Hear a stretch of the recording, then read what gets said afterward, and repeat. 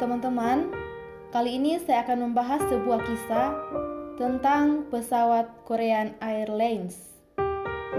Pada bulan Oktober 1983, pesawat Korean Airlines dengan nomor penerbangan 007 berangkat dari Alaska menuju Korea.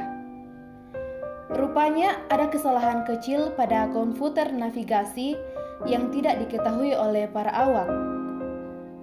Arah penerbangan bergeser 1,5 derajat saat berangkat. Setelah 100 mil, perbedaan itu masih belum dideteksi.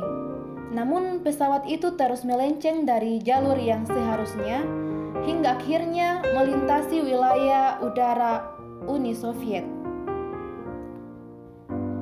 Radar Rusia menangkap kesalahan itu dan jet Rusia menjegat Korean Airlines 007 dan mengeluarkan tembakan yang menyebabkan semua penumpangnya meninggal. Hanya gara-gara selisih 1,5 derajat.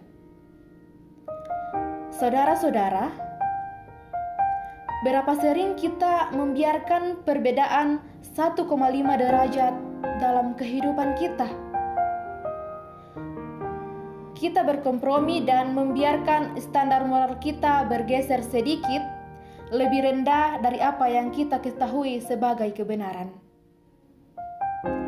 Sedikit kebohongan, sedikit membicarakan keburukan orang lain, sedikit ini, sedikit itu, dan berbagai alasan sedikit.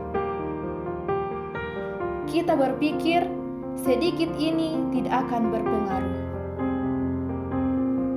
Salah besar, saudara.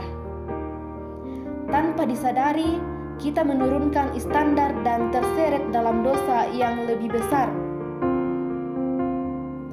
Sedikit ini, jika dibiarkan, akan terus-menerus menjadi kebiasaan. Kalau sudah menjadi kebiasaan, dosa dianggap sebagai hal yang biasa. Orang berharap masuk surga, tetapi ingin hidup dalam dosa. Ya, kita sering berpikir, Tuhan pasti mengerti. Tapi saudara-saudara, kenyataannya tidak demikian. Kompromi terhadap dosa adalah bukti bahwa kita tidak taat kepada Tuhan. Dan setiap pelanggaran dan ketidaktaatan mendapat balasan yang setimpal dalam Ibrani 2 ayat 2. Oleh karena itu, marilah kita hidup sebagai anak-anak yang taat dan jangan turuti hawa nafsu yang menguasai kamu pada waktu kebodohanmu. Dapat dilihat di dalam 1 Petrus 1 ayat 14. Amin.